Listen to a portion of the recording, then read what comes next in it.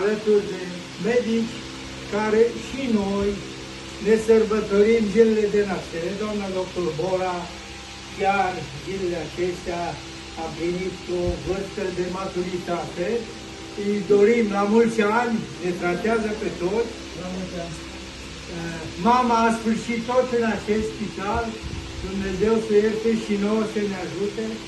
Și încă o dată, deci întreaga echipă salmosană, Ciovanca, reprezentată în Zalău, în Cluj și cred că în nord-estul României bine cunoscută, vă mulțumesc și vă asigurăm că ne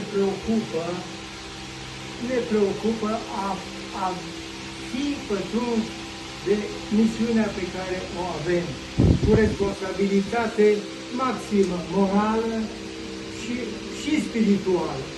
Pentru că așteptăm judecata celor care știu să o facă mai bine decât pământenii și aș încheia cu mulțumiri, dar și cu un mesaj.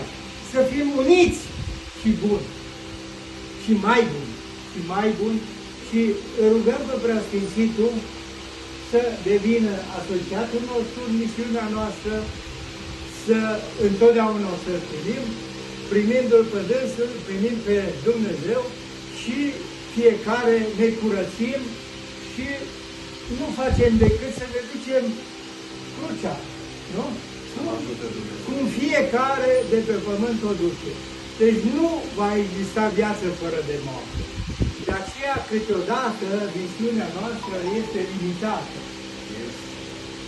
Dumnezeu să ne ajute, mulțumiri!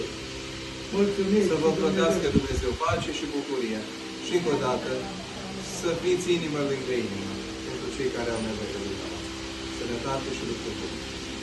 Mulțumesc!